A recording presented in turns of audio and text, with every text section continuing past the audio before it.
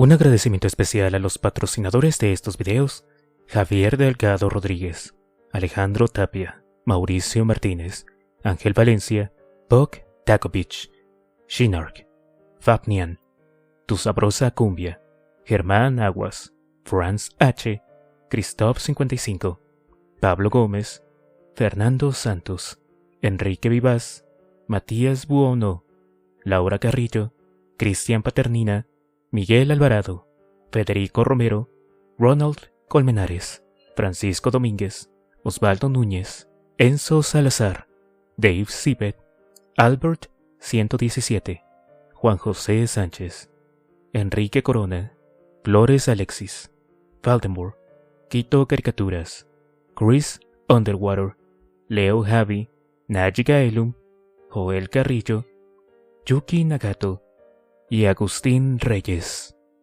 De igual manera, un gran agradecimiento a los superchats de Fernando Quirós.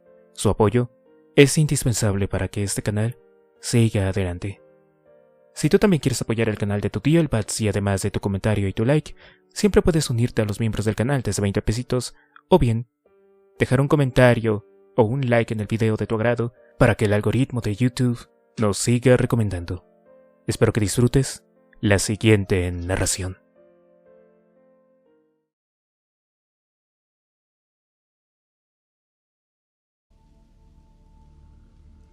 Tim Murray acababa de llegar a la cima de la colina que estaba escalando y se detuvo para ver cómo el cielo se tornaba rojo mientras regresaba donde había estacionado su Hummer, que había conseguido en el depósito de chatarra la noche en la que se deshicieron de Al, donde había sido marcado para su destrucción.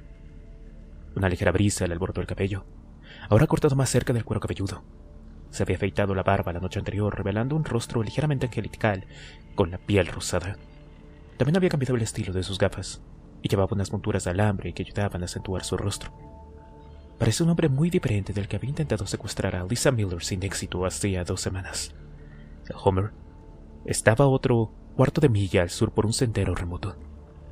Todavía había suficiente luz solar durante el día para que regresara al vehículo. Luego fue un viaje de regreso a Las Vegas y al motel donde se hospedaba esa noche cerca del Circus, en el otro extremo del Strip. Todo su equipo estaba en la habitación, tras puertas cerradas. No necesitaría mucho para el trabajo mañana. Solo una videocámara y eso era todo. Sin luces, sin micrófonos de brazo, ni siquiera una lona de plástico para retirar el cuerpo y atrapar la sangre que salía volando. El pronóstico del tiempo para mañana por la tarde anunciaba tormenta. Tim Murray sonrió. El viaje de hoy, a última hora de la tarde, había sido una expedición de exploración. Cuando recibió la llamada temprano esta mañana para ir a Las Vegas y prepararse para la filmación, sabía que tenía que pensar rápido. Rick Sheckman le había advertido que si arruinaba esto terminaría peor que Al. Tim le creyó. Mierda. Había visto lo que Animal había hecho a Al, y sabía que al sádico no le importaría hacerle lo mismo. Pero no tenía miedo. Confiaba en sus habilidades. Sabía que el desierto a las afueras de Las Vegas era el escenario perfecto para una película snuff, y solo era cuestión de explorar un poco para encontrar el lugar remoto adecuado. El informe meteorológico solo aumentó su confianza. No solo se esperaba lluvia, sino también viento. Bien podría convertirse en una tormenta de arena. Qué mejor manera de joder las pruebas de ADN y esparcir un cuerpo, ¿no? Tim volvió a mirar las rocas dispersas donde decidió que deberían filmar mañana. Había encontrado este lugar a 12 millas de una carretera secundaria. El sendero de tierra había conducido al noroeste, y no había señales de civilización. Cuando Tim vio la pequeña elevación, se detuvo y comenzó la caminata, diciéndose en sí mismo que solo saldría por 1 milla más o menos. Un cuarto de milla más adelante se encontró con el pequeño cañón, lejos de miradas indiscretas. Mañana no tendré que caminar tan lejos. Podrían traerla aquí en el 4x4. La tormenta también borraría las huellas de los neumáticos. Tim Murray trepó por las rocas, regresando al suelo del desierto. No creía que Rick sospechara que planeaba dejar el negocio. Había tomado la decisión la noche anterior después de esa reunión con el productor y de escuchar su indiferencia ante el hecho de que había producido una película en la que Animal había acabado con un bebé, y estaba pensando en usar al sádico para cometer atrocidades similares para el submundo de los amantes de niños. Tim sabía por experiencia que eso lo empeoraría. 20 años atrás, la idea de producir una película snuff era algo en lo que creía que nunca se involucraría. Claro, ya había oído los rumores. Cuando trabajas en el cine para adultos clandestino, escuchabas las historias, pero nunca veías el producto real. Luego, 15 años atrás vio su primera película, en una fiesta privada. Era vieja, un rollo de 8 milímetros filmado en México. No mucho después, el anfitrión de la fiesta se preguntó al Rick Sheckman si podía hacerle una. Y Rick aceptó y le pidió ayuda a Tim. Y como Tim conocía a tanta gente que a nadie le importaría si desaparecía, y como el dinero que tenía delante era demasiado bueno para dejarlo pasar, dijo que sí. Pero nunca acepté matar bebés inocentes, pensó mientras caminaba penosamente por el desierto, con el viento cálido soplando en su espalda. Las cagadas de los drogadictos que solo causan problemas a la sociedad son una cosa, pero los infantes son otra. Eso era algo que gente como Rick Sheckman no entendía. Y por eso Tim Murray no quería saber nada de eso. Tal vez me estoy haciendo demasiado viejo por esta mierda, pensó. Hace 20 años no se podían encontrar escenas con contenido para adultos de la puerta trasera convencional. Y ahora era algo muy común, un pilar. Hoy en día la gente paga por ver videos de chicas vomitando. La gente se está volviendo más extraña en sus fetiches, y el underground se está volviendo aún más hardcore. Esa primera película snuff que había visto simplemente mostraba a una mujer siendo estrangulada y abusada por 2 hombres en cámara, con las caras ocultas por máscaras. Violento, sí, pero no perverso. Ahora Rick no estaba satisfecho con una película snuff a menos que Animal torturaba a los que ahí aparecían. Ahora el listón se elevaba aún más al usar pollitos que parecían modelos, al usar bebés y niños, y al hecho de que Rick estaba considerando la idea de que Animal hiciera una película de necrofilia o canibalismo. Tim no quería saber nada de eso. Después de terminar este trabajo, simplemente acabaría. Rayos. Era lo que más deseaba. La luz del sol moribundo golpeaba la nuca de Tim. Al llegar al suelo del desierto, oyó el ligero zumbido de la serpiente de cascabel moviendo sus colas, agitadas por su cercanía. Tim caminó con cuidado por el sendero que había tomado, teniendo cuidado de no pisar cerca de las rocas, plantas o agujeros de tuzas. No tendría que preocuparse por la vida silvestre mañana por la tarde, con el calor del día, ya que al final solamente serían 3 de ellos: él, Animal y la maldita perra, la cual consideraba que era el más asqueroso de sus problemas. Tim se alegró de no tener que preocuparse, ya que abducir a Lisa sería relativamente fácil esta vez. Rick no dio más detalles, pero Tim supuso que confiaba en sus contactos en la costa este para que trajeran a alguien para que ayudara a la abducción. Tim no sabía cómo lo harían, pero estaba fuera de sus manos. Tenía un trabajo y un solo trabajo: manejar la cámara. Y mañana por la noche a esta hora lo tendrían en película.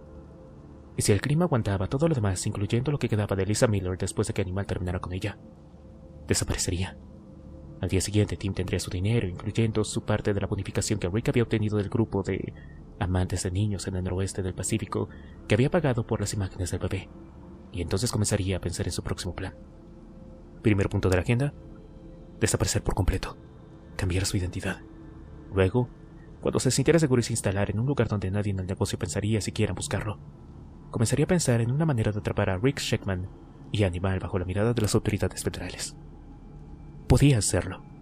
Estaba bastante seguro de que si la policía podía llegar a Rick, sorprenderlo de alguna manera, tendrían todas las pruebas que necesitaban. Los registros de Sheckman podrían encontrar a los clientes que compraron las películas de snuff del bebé, y se realizarían arrestos generalizados. Tim haría un trato, revelaría toda la operación a cambio de inmunidad total ante el procesamiento y protección de testigos. Pero solo lo haría si estuviera 100% seguro de que podría conseguir ese trato. Primero husmearía por bajo de su nueva identidad. Si resultaba que no podía llegar a ese acuerdo, encontraría otra manera de exponer al grupo. Haría una llamada anónima o algo así. Tal vez en el siguiente día o 2. Si podría acercarse lo suficiente a la oficina de Rick Sheckman para obtener la información que necesitaba. Sabía que eso era casi imposible, ya que Sheckman era extremadamente reservado con sus clientes y se rumoreaba que contaba con el respaldo de la mafia rusa para protegerlo. Pero valía la pena intentarlo. Tenía que hacer algo para detener los recuerdos de los gritos que aún resonaban en su cabeza. Los gritos de dolor que sonaban, igual a los llantos de un bebé. O un conejo. Tim Murray respiró hondo. Se sentía un poco mejor consigo mismo ahora que había decidido exponer al grupo. Pensó en esto mientras caminaba de regreso al Homer. Mañana iba a ser un buen día. Iba a realizar el trabajo, hacerlo bien, para poder recuperar la confianza de Sheckman, y luego regresarían a Los Ángeles para prepararse para el siguiente paso. Lo esperaba con ansias. Brad estaba sentado en la silla junto al escritorio, de espaldas a la ventana con cortinas. Lisa estaba dormida, acurrucada bajo las gruesas mantas. Él observaba el lento subir y bajar de su pecho mientras respiraba, siempre atento a su comportamiento y salud. Cada vez que su respiración se entrecortaba un poco, Brad se sobresaltaba y preguntándose si estaría en medio de otra pesadilla. Se había despertado gritando 3 veces la noche anterior, arañando el aire, luchando por huir como si alguien lo persiguiera. Y cada vez que despertaba de un sueño profundo, Brad la agarraba. La sacaba de su estado de sueño hasta que finalmente salía de él, mirando alrededor de la habitación con los ojos muy abiertos sin comprender hasta que veía dónde estaba realmente. Que realmente estaba a salvo. Y entonces se desplomaba en los brazos de Brad llorando entre lágrimas. Sin embargo, durante las últimas 3 horas su sueño había sido tranquilo. Brad la observaba mientras dormía, su propia fatiga pesaba sobre él. No había dormido mucho la noche anterior, tal vez 4 horas como máximo, incluso entonces el sueño que había conseguido había sido intermitente. Había pasado la mayor parte de la noche dando vueltas por el suelo de su habitación, viendo programas de televisión sin sentido con Lisa, tratando de hablar con ella mientras seguía sentada sin responder. Les había pedido a ambos la cena al servicio de habitaciones. Había intentado que comiera un poco de sopa, pero lo máximo que hacía era mirarla con desinterés.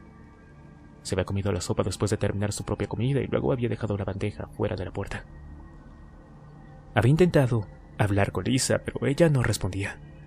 Le había dicho que todo se estaba arreglando.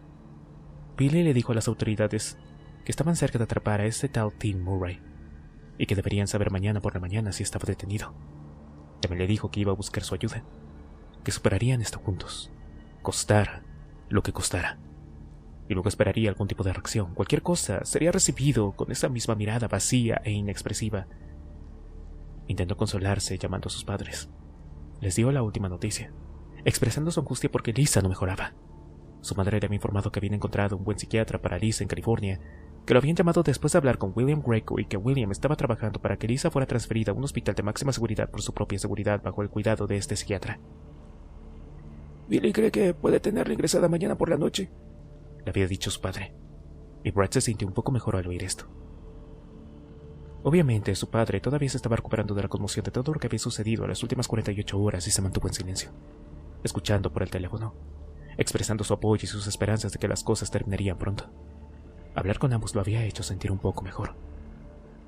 Había llamado a los padres de Lisa y les había informado de lo último, haciendo un esfuerzo especial para hacerles saber que estaban cerca, no solo de atrapar a los malditos que habían hecho esto, sino también de conseguir la atención psicológica. La madre de Lisa, Emily, rompió a llorar cuando Brad intentó que Lisa hablara con su madre. Brad la oyó derrumbarse mientras él se sentaba en la cama, intentando que Lisa hablara. El padre de Lisa, Dean, se puso el teléfono y le pidió a Brad que lo llamara mañana por la mañana. Mira, aunque no pase nada, simplemente tú llama, había dicho. Brad aceptó y ese había sido el final de las llamadas de la noche anterior. Alrededor de las 11:30, Brad decidió que Lisa ya había tenido suficiente televisión y la apagó. Se puso los calzoncillos y se metió en la cama a su lado. Lisa seguía sentada en la cama con la mirada fija en el televisor en blanco.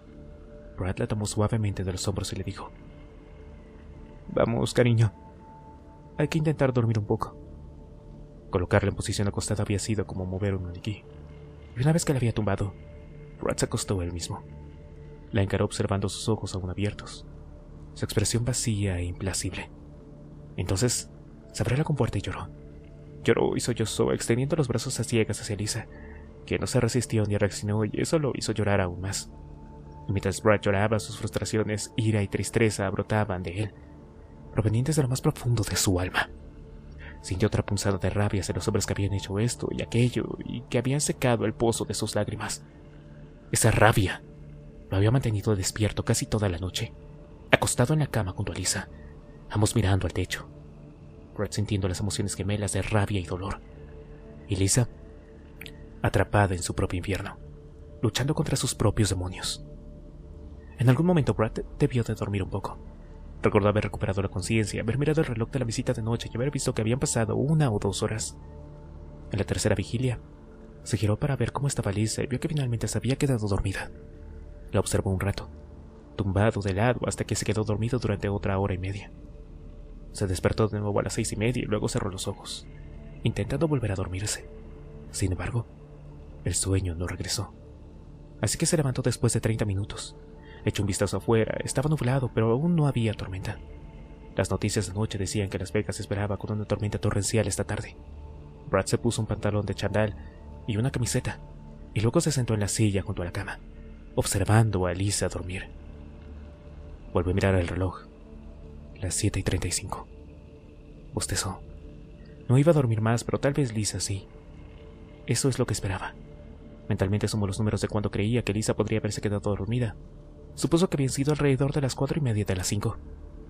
Esperaba que durmiera hasta al menos la 1. Y con eso en mente se puso de pie, se acercó al escritorio, tomó el teléfono y llamó al servicio de habitaciones. William Greco solo llevaba 15 minutos en su oficina de Santa Ana cuando sonó su línea privada. Contestó el primer timbre. ¿Sí? William, soy el detective Orr. ¿Cómo estás esta mañana? Pues eso depende de qué tipo de noticias tengas para mí, dijo William. Se sentía fatal. Se había cortado, afeitándose, y le dolía la cabeza por la resaca.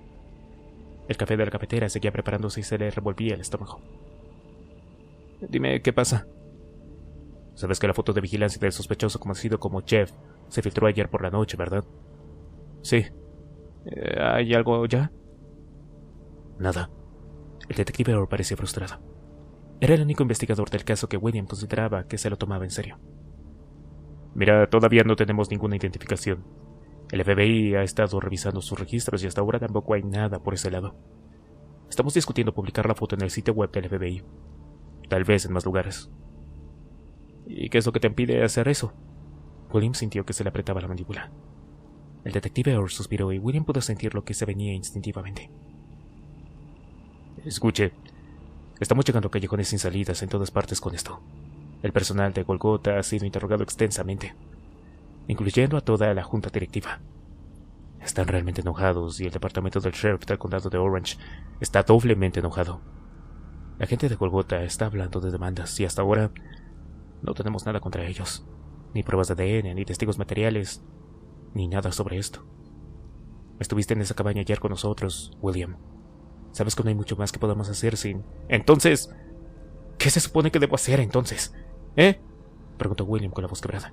¿Cómo se supone que debo proteger a mi cliente de...? Escuche, lo siento, pero no hay mucho en lo que basarse excepto por la palabra de Lisa Miller, de que vio a la mujer Martínez siendo secuestrada y abusada. No tenemos sospechosos, al menos ninguno que podamos nombrar. No hemos encontrado nada en estas bases de datos. Y dígame, ¿qué hay del FBI entonces? Preguntó William, sintiendo un fuerte latido en la cabeza. Cerró los ojos intentando controlarse y superar el dolor. He leído de mierda sobre películas de snuff en los últimos días, y todo apunta al FBI. Llevan años investigando este tipo de material para adultos ilegal, ¿no? Sí, lo han investigado durante años, pero no han encontrado nada, dijo el detective Orr. Hay muchos rumores al respecto. Mucha gente dice haberlos visto, pero los avistamientos son todos de una sola vez. El FBI ha estado en esto desde mediados de los 70. Su postura oficial al respecto de las películas snuff es que no existen. ¿Y tú crees eso? El detective Grant hizo una pausa. Si te soy sincero, no sé en qué creer. En 1970, si te hubiera dicho que había un grupo de tipos que se divertían intercambiando fotos de hombres adultos teniendo relaciones con infantes y que había un mercado clandestino para esto, ¿me habías creído? Una pausa incómoda. William sabía la respuesta. No, admitió Orr, con un matiz de derrota en la voz. ¿Y por qué no? La gente simplemente dudó. Porque la gente no creía que este tipo de mierda existiera en ese entonces. Las mismas reglas se aplican aquí, supongo, dijo William. Se inclinó sobre su escritorio apoyando los codos en la superficie de caoba. ¿Recuerdas aquello que salió en las noticias hace poco sobre esa mujer que fue condenada por crueldad animal? Había estado pisoteando ratones con tacones altos para una serie de películas. ¿Lo recuerdas? Sí, lo recuerdo, dijo el detective Orr. El tono de su voz le dijo a Billy que el detective recordaba el incidente con claridad. Por lo que él sabía, Orr tenía información privilegiada sobre el caso. Atraparon a un tipo con ella, continuó William. Había estado haciendo lo que se conoce como videos de aplastamiento para un número selecto de clientes. La gente paga entre 50 y unos $600 por coleccionar cintas de video de mujeres aplastando animales pequeños con sus tacones altos. ¿No crees que si hay gente que se divierta con eso, podría haber gente aún más loca que se divierta viendo morir a la gente? Entiendo tu argumento, William, pero... Mira, sé que es difícil de creer para ti, pero esta mierda es real. Yo le creo a Lisa. No es el tipo de persona que se deja llevar por la imaginación. Creo que lo vio. Que lo que casi le sucede realmente sucedió. Creo que lo que le sucedió es extraño. Al parecer esta gente se centra en fugitivos que la gente no extrañará. No van tras personas con familia, personas que dejarán atrás a sus seres queridos. Creo que la razón por la que el FBI dice que las películas snuff no existen es porque no pueden penetrar la subcultura tan profundamente. Creo que la audiencia real para esto es menos de unos pocos miles en todo el mundo. Cuando comparas eso con unas películas de aplastamiento o películas de bestialidad u otras películas de sadomasoquismo extremo, no es nada. Creo que por eso el FBI dice que no existen. El mercado apenas registra el pulso, ¿entiendes a qué me refiero? En otras palabras, el mercado es tan pequeño que no vale la pena perseguirlo. Exactamente. Eso es una tontería y lo sabes, dijo el detective Orr. Si están matando gente. ¿Y a quiénes son los que están matando, ¿Algún drogadicto de Harlem que lleva 10 años viviendo en la calle y que no tiene familia ni dónde ir? Hay miles de personas así en todo este maldito país. Sin familia, sin padres, sin sistema de apoyo. Vienen de los hogares de acogida, de instituciones, de lo que sea. A nadie le importa un comino y lo sabes. Cualquier sistema familiar que pudiera haber tenido desaparece cuando llegan a la calle. Tal vez algunos de ellos sí tienen a alguien allá afuera que los quiere, que se pregunta dónde está su hijo o hija, el niño descarriado que quizá fue demasiado rebelde en casa y que se fue una noche después de una noche de ira.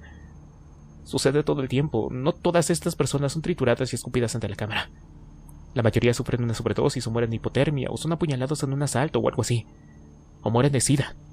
Algunos sí se limpian, pero probablemente hay un pequeño número de ellos, digamos un 1%, que simplemente desaparecen para no ser vistos nunca más por nadie. Estás hablando del tipo de personas que caen víctimas de asesinos en serie, dijo el detective Orr. Mira, asesinos en serie y estafadores que buscan ganar dinero con su miseria. William hojeó los papeles de los escritorios, buscando algo.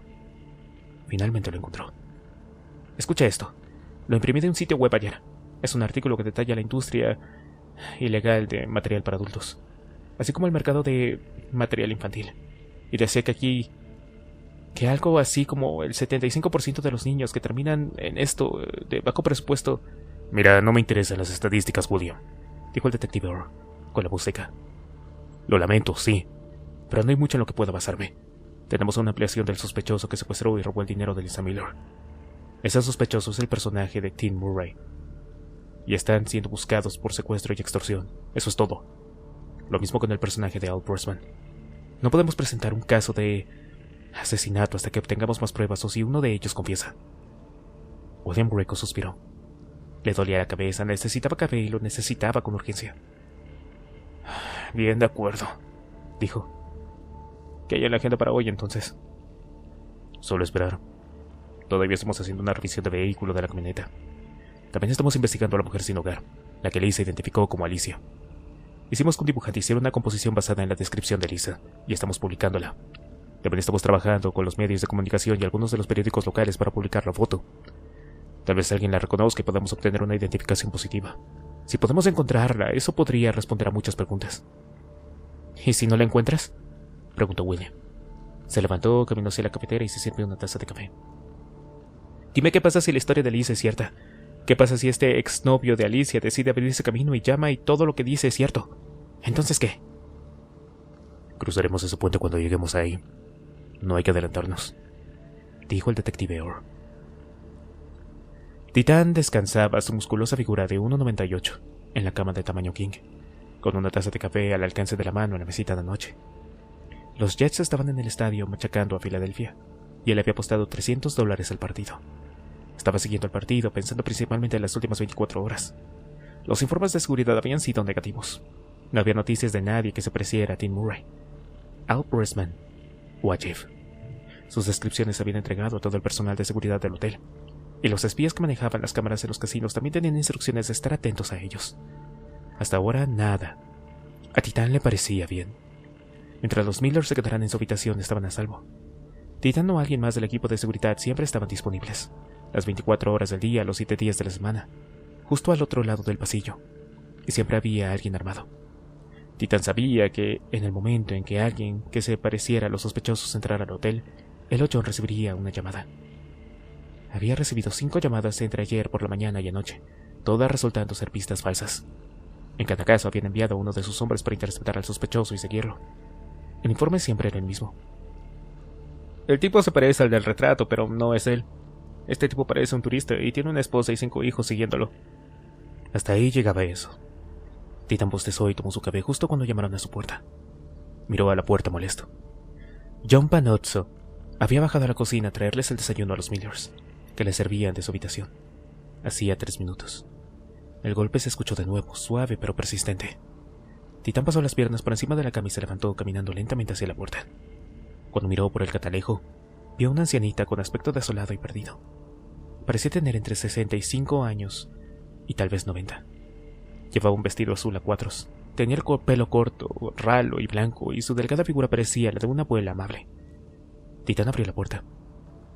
¿Puedo ayudarle? La anciana se giró hacia él con sus ojos azules acuosos abiertos por la confusión. Lo lamento, dijo con voz temblorosa. Le temblaban las manos como si fuera víctima de Parkinson.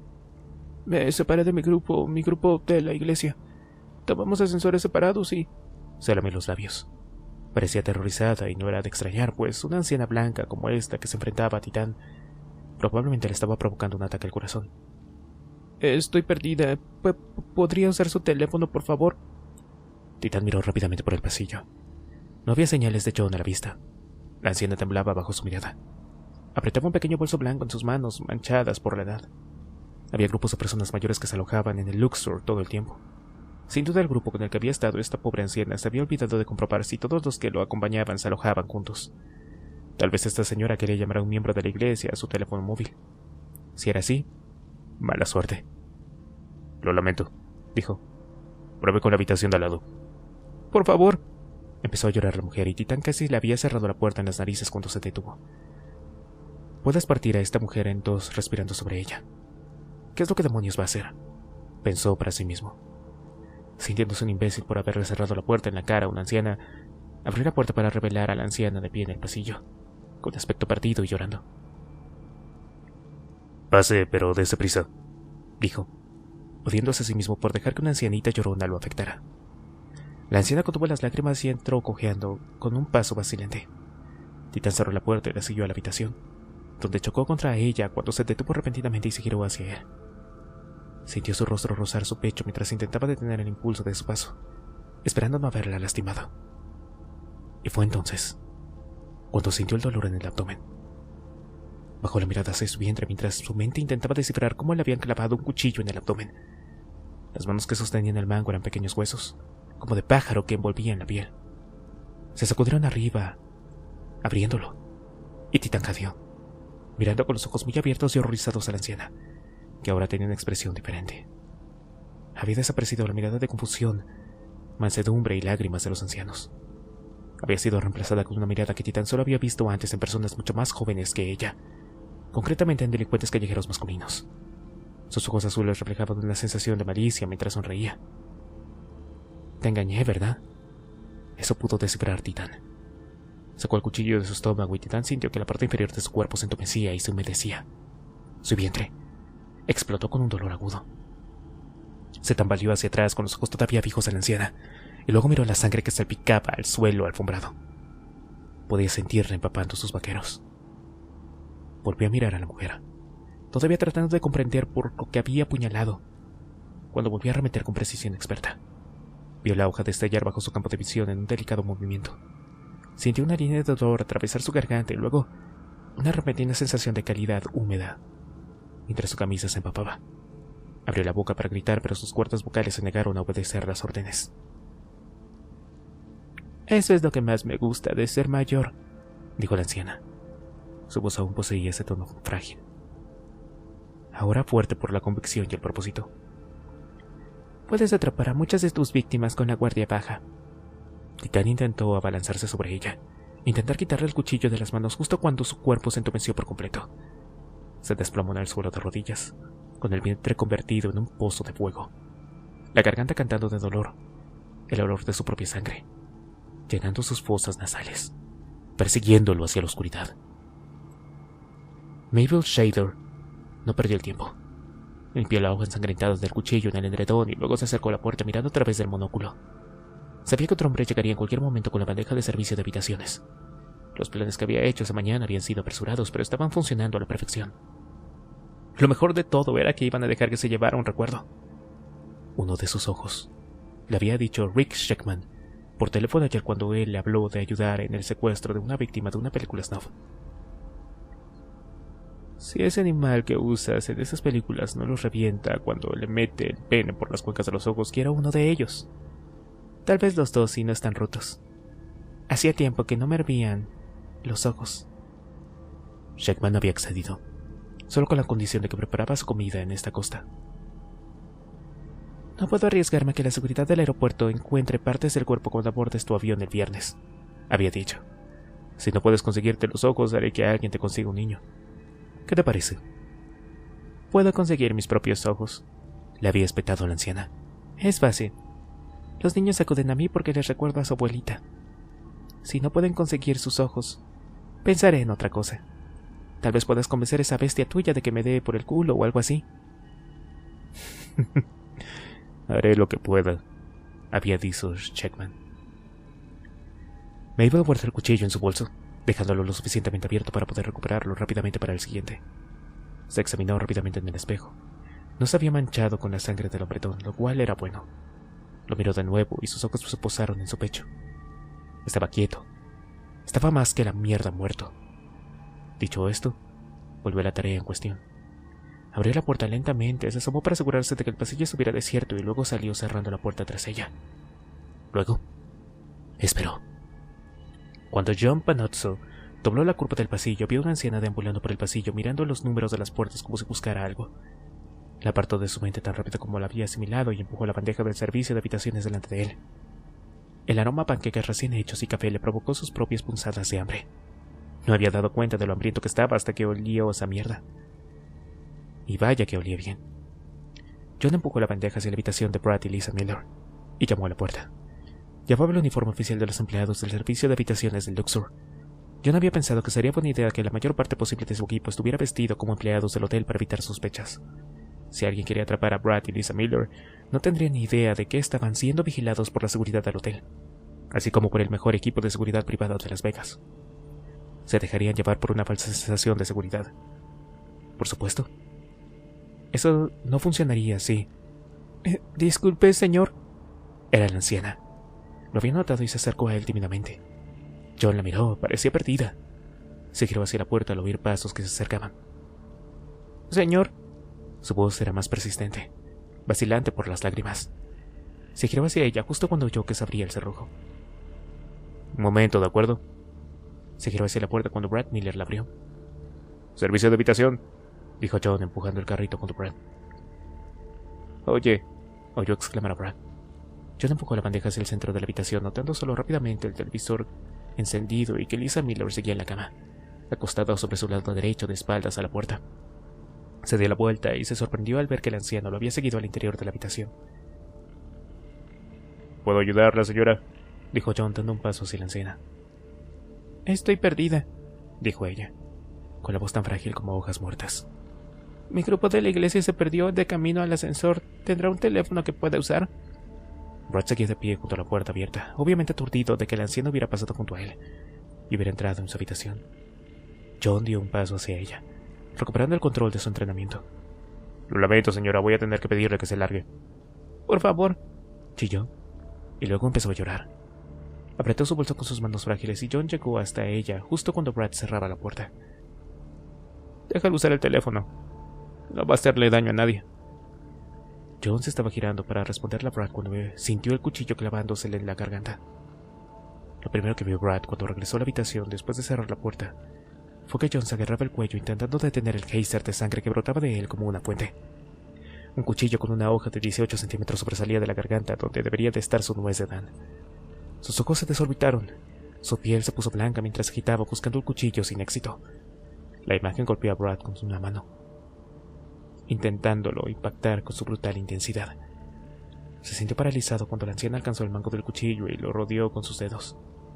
Tiró, y Brad pudo ver los tendones de su brazo tensarse mientras sacaba la hoja de la garganta de John. Cuando la hoja se liberó, la sangre brotó de su cuello con una velocidad repentina. Fue como abrir una manguera de jardín en verano a toda potencia. Salpicó el suelo y la cama. Parte de ella golpeó a Lisa. Esto no puede estar pasando. Esto simplemente no puede estar pasando, pensó, intentando ordenar a sus extremidades que se movieran, que hicieran algo, pero permaneció paralizado por la conmoción ante la espantosa escena. John Panozzo cayó de rodillas arañándose la garganta con los dedos, intentando contener el flujo de sangre. Brad sintió una opresión en el pecho a medida que la habitación se volvía cada vez más claustrofóbica. Y entonces, la anciana estaba de pie frente a él con el rostro contraído con una mueca de locura, el cuchillo manchado de sangre en la mano izquierda. Brad estaba tan conmocionado, tan paralizado por el horror que su reacción fue como moverse en un mar de melaza. La anciana metió la mano derecha en su bolso y lo sacó. E incluso, cuando apretó el gatillo, Brad seguía sin creer que esto estuviera sucediendo. ¿Cómo es que podía estar pasando esto? Estaban bajo protección con un equipo de seguridad armado, vigilándolos.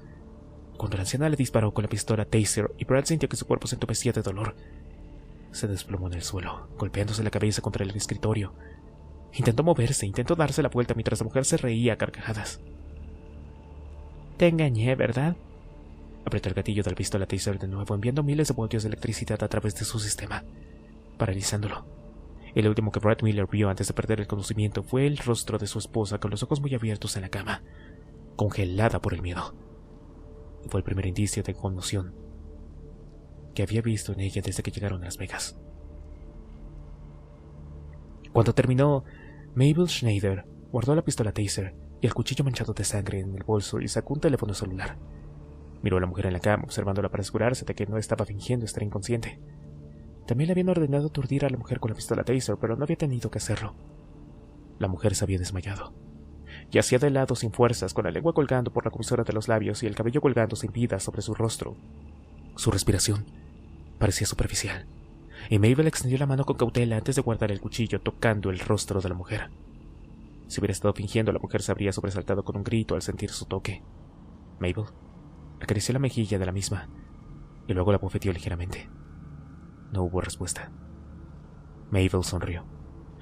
Se preguntó por qué Rick quería correr riesgos tan grandes hasta asegurar a esta mujer como víctima de una película snuff. Pero claro, le estaban pagando bien por su trabajo. ¿Qué le importaba a ella lo que Rick tuviera en mente para ella? Mabel centró su atención en el teléfono celular. Lo encendió presionando el botón de marcado rápido del número ya programado. «Listo», dijo cuando contestó. «Estaré esperando». Luego colgó. Bajó la antena, ruido el desastre sangriento en el suelo y se quedó cerca de la puerta para esperar. En el momento en que las puertas del ascensor se cerraron, Tim Murray esperó que no se detuviera para otros huéspedes del hotel. Miró a Mabel Shaver por el rabillo del ojo mientras el ascensor descendía. Parecía una anciana inofensiva, de esas que se ven en los picnics de la iglesia o en los hogares de ancianos, cojeando por los supermercados y centros comerciales como tortugas. Tim no sabía dónde la había encontrado Rick Sheckman. Ni siquiera sabía que el viejo había existido hasta ayer, cuando le contó a Tim los planes para secuestrar a la mujer Miller. Al principio Tim no podía creer que Rick tuviera acceso a una psicópata de 81 años como esta. ¿Cómo demonios conoce tantos sádicos? Rick le había explicado a Tim que Mabel era una vieja amiga de su padre. Solía dirigir una mazmorra sadomasoquismo en el barrio de mi padre en Pensilvania en los años 40, había explicado. Y se rumoreaba que después de matar accidentalmente a un cliente desarrolló un gusto por infligir tortura extrema, que no le molestaba lastimar gente. Conocí a una conocida suya por accidente hace 10 años en un viaje de negocios a Nueva York. Había solicitado un video de tortura de un infante, y cuando hice la entrega tuvimos una... ¿cómo decirlo? Una agradable charla. El tono de voz de Rick había helado a Tim y rápidamente aceptó el hecho de que iba a trabajar con una versión femenina del mismo animal de 81 años. Se preguntó de dónde salían viejos cabrones como Mabel Shainer, y luego descartó la idea. Si el animal vivía hasta los 81 años, probablemente terminaría igual que Mabel, un viejo decrépito que parecía inofensivo, un viejo decrépito con un gusto por lo grotesco y por infligir dolor extremo a otros seres humanos.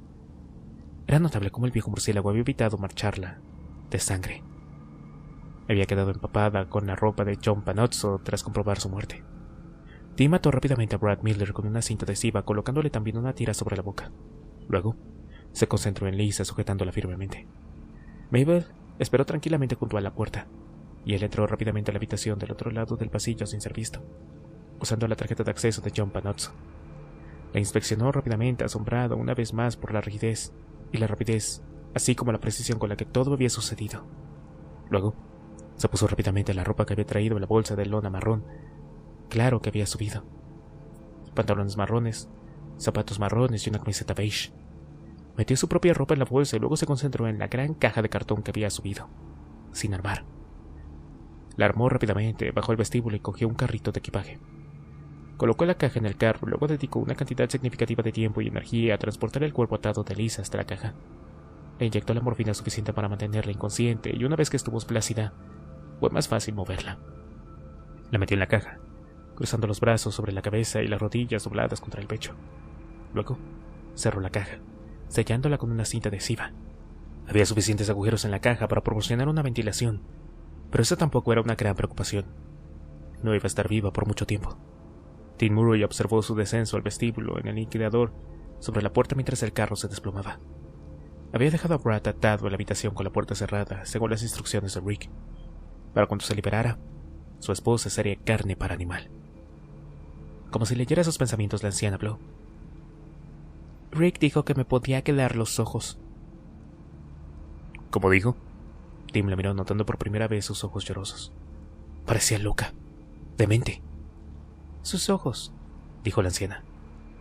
Me gusta comer ojos. Rick dijo que puedo comerme uno. Por mí, señora, dijo Tim volviéndose su atención a la puerta. También tenía que dejar a esta vieja en un motel de Spring Street, a las afueras de Las Vegas, y no le apetecía. A mí lo que más me gusta son los ojos, dijo la anciana con tono serio, como si estuviera hablando de la preparación de un pastel de manzana o de alguna otra cosa sana y típicamente estadounidense. Aunque he descubierto que los ojos de los niños son los mejores. También me gustan los culos. Me gusta hervir los ojos en un caldo que hago con la sangre, pero también me gusta rociar los culos en el horno con cebolla y tiras de tocino. Tim la miró sintiendo una sensación de repulsión. Está bromeando, ¿no? ¿Te parece? Dijo ella en un tono de voz que parecía decir, ¿por qué mentiría? ¿Comes gente? Cuando puedo, dijo ella con aspecto indiferente. Sus manos huesudas se aferraron a su bolso. Me comería esa chica que tienes en la caja si Rick me dejara, pero la está guardando para ese cerdo que usas en sus películas snuff. Aunque le dije que quería los ojos. De verdad los amo. Mierda. Tim negó con la cabeza con disgusto, y pensó que Animal era un cabrón enfermo. Pero esta anciana... Por supuesto, si su coño sigue intacto cuando Animal termina con ella, tal vez él se lo ceje. Me gusta el sabor del coño también. Bueno, aquí estamos, anunció Tim cuando la cabina del ascensor se detuvo. Escuchar a esta vieja cabrona hablar de comer coños en el sentido literal la estaba poniendo muy enfermo. Las puertas abrieron del vestíbulo, donde una multitud de turistas esperaba para subir al ascensor. Tim esbozó una sonrisa y esperó a que Mabel bajara. Luego empujó el carrito. El auto está en el estacionamiento, dijo manteniéndose a la par de Mabel mientras maniobraba el carrito por el vestíbulo hacia la salida que conducía al estacionamiento. Tercer nivel. Bien, dijo Mabel caminando rápidamente para una mujer de su edad. Mientras se dirigía al estacionamiento y se abría paso entre los turistas, Tim no pudo evitar mirar a la anciana que mantenía frente a frente toda la vista con las otras personas. ¿Dónde mierda había encontrado Rick Sheckman estos bichos raros? Y era bastante malo que hubieran bichos por ahí que se divirtieran viendo películas de personas abusadas y rebanadas. Pero pensar que había personas mayores tan enfermas como Animal era algo que Tim no podía comprender. ¿Qué les pasaba a estas personas? Tim Murray mantenía los ojos bien abiertos por si acaso había policías o personal de seguridad mientras se acercaba a la minivan que había alquilado la noche anterior. No había moros en la costa. Era obvio que no buscaban a un tipo para escoltar a su abuela. Le hizo un gesto a Mabel Schneider. La minivan blanca es mía. Mabel lo saludó con un asentimiento, mientras se acercaban al vehículo, y Tim lo desarmó con el control remoto. Abriendo la puerta lateral rápidamente, Mabel esperó con calma, agarrando su bolso recatadamente entre las manos mientras Tim subía la caja a la camioneta. Cuando estuvo segura, cerró la puerta y apartó el carrito, Mabel abrió la puerta del lado del conductor y subió mientras Tim se deslizaba en el asiento del conductor y arrancaba la camioneta. Se alejaron del Luxor, dirigiéndose hacia las afueras de Las Vegas. Había un fuerte zumbido en sus oídos. Eso fue lo primero que Brad Miller escuchó cuando se dio cuenta de su entorno. Abrió los ojos. Su visión estaba borrosa y parpadeó, intentando enfocar. Se dio cuenta de que estaba atado y de que le picaba la piel de los brazos, y cuando volvió a abrir los ojos, su visión se enfocó y lo que vio fue rojo. La alfombra color crema de su habitación era de un rojo intenso. El olor lo golpeó a continuación, junto a las electrizantes sensaciones de entumecimiento que aún resonaban en sus extremidades, volviendo su piel ultrasensible. Tenía la boca seca y un sabor metálico en la garganta. Luchó y fue entonces cuando se dio cuenta de que estaba atado con cinta adhesiva. Abrió la boca para gritar, pero no pudo. Su boca fina estaba sellada con cinta adhesiva. Brad se revolcaba frenéticamente por el suelo con la adrenalina a raudales. Mirar el cuerpo sin vida de John Panozzo, su piel pálida que parecía la panza de un pez muerto, le sumió en un frenesí. Luchó contra sus ataduras y cuando sus fallos le hicieron perder el equilibrio y caer al suelo, con la mejilla apoyada en la alfombra mojada, se puso furioso. Se levantó de golpe poniéndose de rodillas y logró cojear hasta el borde de la cama. Había salpicaduras de sangre en la cama y en la pared sobre el cabecero, y el corazón le dio un vuelco. Las sábanas arrugadas le dijeron lo que temía. Tenían a Lisa. Un vistazo rápido a la habitación lo trajo todo a la vuelta. Le dijo todo lo que necesitaba saber. Los había engañado. Billy había dado instrucciones a su equipo de seguridad para que buscaran a Tim Murray y a este tipo animal, probablemente también a Al Pressman. Pero no esperaban a una anciana loca. ¿Cómo nos encontraron? ¿Qué demonios sabían que estábamos aquí? Esta pregunta corría por su mente buscando respuestas. Mientras intentaba rastrear cómo su seguridad pudo haber sido comprometida, Brad se incorporó a la cama y rodó hasta el otro lado donde el teléfono descansaba en la mesita de noche. Intentó liberarse de las ataduras, pero solo logró moverlos a medio centímetro de su cuerpo. No iba a ninguna parte. En una arremetida desesperada cayó hacia el teléfono y logró poner en su cara junto a él. Luego, tiró el auricular de la base y se sintió eufórico cuando escuchó un tono de marcado abierto. Ahora, si tan solo podría marcar a la operadora. Brad se quedó mirando el teclado por un momento. El tono de marcado resonaba en la habitación. Luego, extendió la mano y movió la cara sobre los botones. Movió la nariz sobre la O y sintió que se le revolvía el estómago al presionarla, esperando estar presionando el botón correcto, esperando y rezando para que esto funcionara, y entonces llegó la operadora del hotel y Brad sintió tal alivio al oír su voz que casi sollozó. Pero rápidamente recuperó el control. No tenía ni idea de cuánto tiempo estuvo inconsciente, pero sabía que cada segundo contaba. Hizo lo único que podía hacer. Gruñó a través de su mordaza con cinta adhesiva. La voz de la operadora era clara e inquisitiva. ¿Puedo ayudarle? Brad gritó a través de la mordaza. Su voz, aunque apagada, sonaba a pánico en sus oídos. Esperaba ser lo suficientemente fuerte como para transmitir esto por teléfono. ¿Hay alguien ahí? Una breve pausa. Una conversación apagada de fondo y luego... ¿Necesita ayuda? Voy a enviar a la seguridad del hotel, dijo la operadora, ahora con total intención de trabajar. Ya están en camino. Y con eso Brad Miller se desplomó en la cama y sollozó de alivio y miedo, esperando contra todo pronóstico que el tiempo estuviera de su lado. Solo habían estado en la carretera 10 minutos cuando Mabel Schneider empezó a poner de los nervios a punta de Ginny. Su presencia era irritante. Olía a naftalina polvorienta, a sudor agrio y mal aliento. ¿Acaso esta vieja se bañaba alguna vez? ¿Alguna vez has comido coño? Le preguntó Mabel inocentemente. Se había puesto sus gafas para leer y miraba por la ventanilla del copiloto con el aspecto de una abuela anciana. Sí, muchas veces, respondió Tim buscando su móvil en el bolsillo del pecho sin siquiera pensar en lo que ella quería decir. Entonces lo comprendió y negó con la cabeza. No, dijo, intentando no sonar demasiado asqueado. El coño crudo puede ser bastante bueno, dijo la anciana. Todas las partes de una mujer son buenas, también todas las partes de un hombre, ya sabes. Los huevos.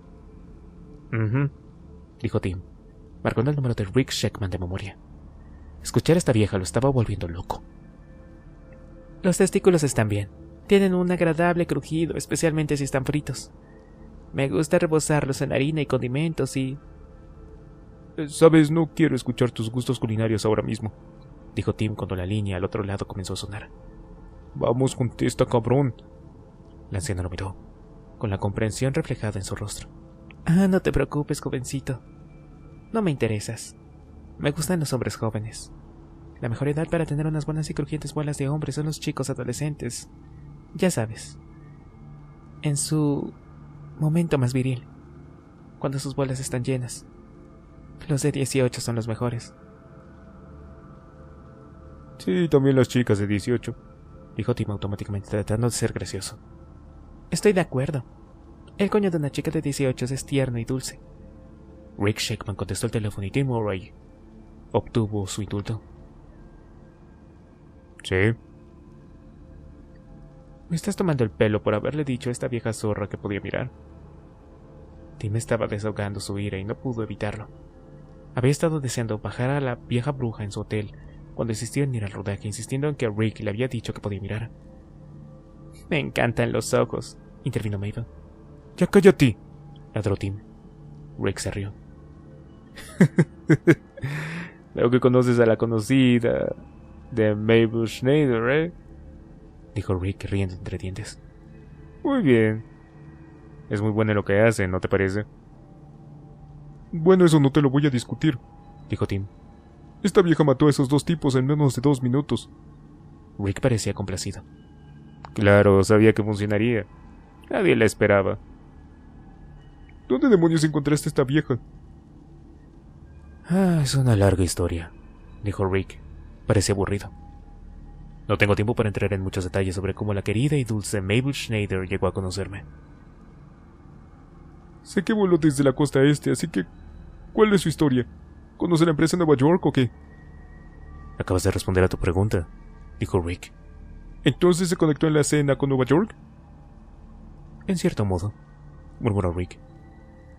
Ella estaba presente cuando se inventó la escena en Nueva York, carajo. Escucha, me tengo que ir. Sí, yo también. ¿Por qué no dejas a Mabel Schneider que te ilustre su sórdida historia? Deja que vea a trabajar Animal y cuando termine podrá echarle un vistazo si Animal no ha jodido algo por completo. Pero asegúrate de que se lo coma allí. No podemos arriesgarnos a que suba a un avión con partes de cuerpo humano. Tim insistió que se le encogía el estómago. ¿Entonces no me estaba tomando el pelo? ¿De verdad te gusta comerse los ojos y de la gente y esa clase de cosas? Así es, me gusta esta mierda, dijo Mabel con naturalidad. Me gusta la mierda fresca de un buen culo apretado. Ya cállate la boca, le taladró Tim. Rick Shackman se rió. En verdad me haces reír, Tim. Actúas como si los actos grotescos en los que has participado en los últimos 5 años te resultaran moralmente repugnantes ahora. Animal no se come la gente, carajo, gritó Tim al teléfono. No, no lo hace, dijo Rick Shackman. ¿Estás diciendo que prefieres ver Animal follarle el cráneo a alguien hasta la muerte o follársela de un lado en lugar de comerle el culo? Tim no supo cómo responder eso. La pregunta lo hizo enojar. Olvídalo. Bien, entonces me llevo a esta vieja arrugada señorita Hannibal Lecter conmigo. ¿Y luego qué? Cuando termine, llévala de vuelta a su hotel, para que duerma un poco. Las personas mayores necesitan dormir, ¿sabes? Animal tiene su propio transporte. Pon a Mabel en su vuelo mañana por la mañana a las 8:30 am. En punto. Sale en American West en Filadelfia. Vuelo 135. Tu vuelo sale 2 horas más tarde hacia el Lax. Te veré aquí en mi oficina para la transferencia del producto. Entonces tendrás mi dinero. Sí, tendré tu dinero, maldito codicioso. Solo asegúrate de tener la cinta. Si la cagas, tu culo es mío. Se rió entre dientes. Incluso podría darte de comer a Mabel Schneider. Mabel Schneider miró con repulsión a Tim. Ya lo he oído. Y no me parece bueno. Sería demasiado gordo y sabría a manteca. Jódete, le gritó Tim. Rick Shackman se rió y colgó. Tim Murray pulsó el botón de apagado del celular y cuando frenó ante un semáforo rojo volvió a guardar el teléfono en su bolsillo del pecho. Mabel Schneider sonreía. Parecía muy emocionada. Ha pasado tiempo desde que vi a alguien ser engañado en vivo. Tú has hecho mucho, ¿verdad? Ay, por supuesto. Tim no quería hablar con esta vieja brusa. En realidad no, pero se moría de curiosidad y no podía evitarlo. ¿A cuántas personas has matado?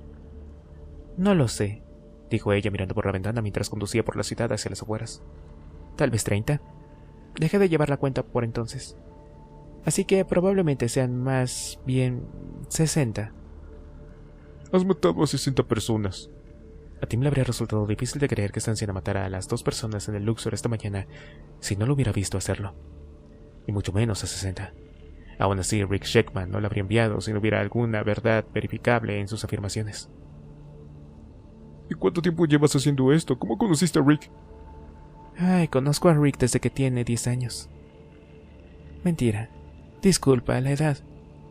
Desde hace 10 años, quise decir, dijo Mabel sin mirarlo. Tim le miró de reojo. No me extrañaba que engañara a la gente. Realmente le recordaba a una abuela. De esas que horneaban pasteles, tejían mantas y guardaban todas las fotos de sus nietos en bonitos marcos colgados en un estante de su sala de estar. Entonces estás en la escena neoyorquina. ¿Es cierto lo que dijo Rick? Mabel Schneider se giró para mirarlo y ahora tenía una expresión diferente. Ahora era toda una profesional. Todo rastro de la ancianita mansa había desaparecido. Yo conocí los placeres del dolor gracias a mi padre, por la década de los 20. Solía azotarme, a mí y a mis hermanos. Empezó a gustarme. Él era católico y se sentía culpable cada vez que nos pecaba, así que nos obligaba a castigarlo por sus pecados. Mis hermanos y hermanas estaban demasiado asustados para hacerlo y yo no. Empecé a disfrutar azotando a mi padre. Teníamos una relación, bueno. Para cuando tenía 20 años, trabajaba en un calabozo en Filadelfia. Allí conocí a mi primer marido. Me maltrató demasiado y lo dejé en el 43. Sin embargo, había ahorrado algo de dinero y conocí a mi segundo marido un año después. Nos casamos y fue entonces cuando intentó imponerme la vida doméstica. ¿Te obligó a tener una vida doméstica? Tim se rió entre dientes y negó con la cabeza. ¿Qué, te dejó embarazada o algo así? Sí, le di a ese hijo de puta de 3 hijos apestosos. El tono de voz de Mabel había adquirido un matiz de disgusto ante la mención del parto. Yo nunca me adapté a la maternidad. ¿Alguna vez azotaste a tus hijos? No. Sus dedos se cerraron sobre los cierres de su bolso. Durante un tiempo yo intenté ser una buena esposa para Marlon, aunque era un perro azotado. ¿Y qué pasó? Cuando los niños estaban en la escuela y Marlon en el trabajo, empecé a atender a sus clientes de nuevo. Continuó Mabel. Al principio empezó de forma bastante inocente. Tuve un par de aventuras con gente del barrio, me involucré con un hombre al que le gustaba que le pegaran. Él me introdujo a la escena de Nueva York. No había mucha escena en la ciudad en la que vivíamos en ese entonces. ¿Dónde era eso? Pensilvania. ¿Dónde demonios es eso? Condado de Lancaster, a 2 o 3 horas al oeste de Filadelfia. Tim asintió para que continuara.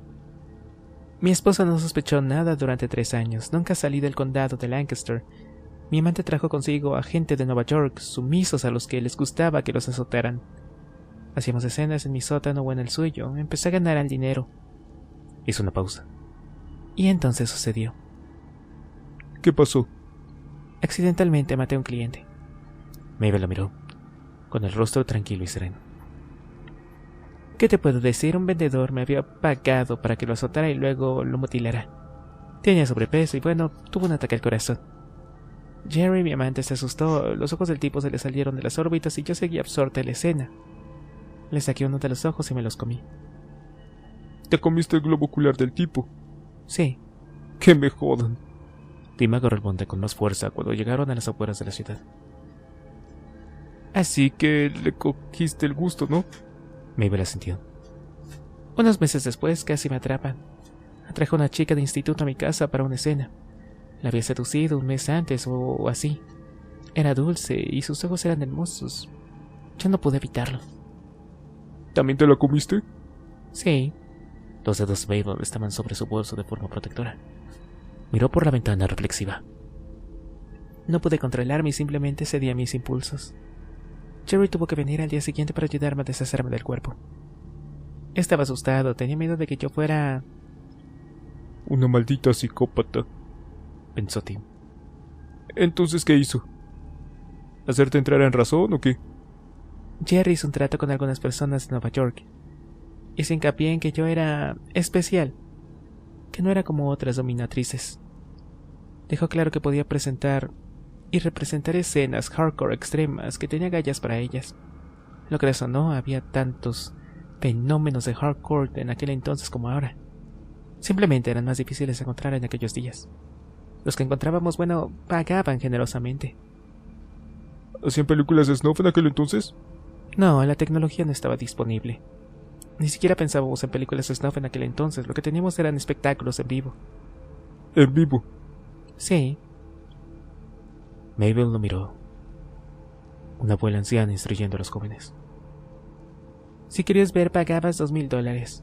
Reuníamos a unas 10 personas, tal vez 20 como máximo, y se sentaban a mirar mientras yo torturaba a algún chico hasta que moría. Hacíamos un espectáculo así quizá una vez al año. ¿Y tu marido lo sabe? No, nunca supo de los espectáculos en vivo, pero sí se enteró del sadomasoquismo más suave. Al principio estaba furioso y luego le enseñé el dinero que ganaba y cambiaba de opinión. ¿Cuánto fue eso? Por el sadomasoquismo normal, en un año había ganado $10,000.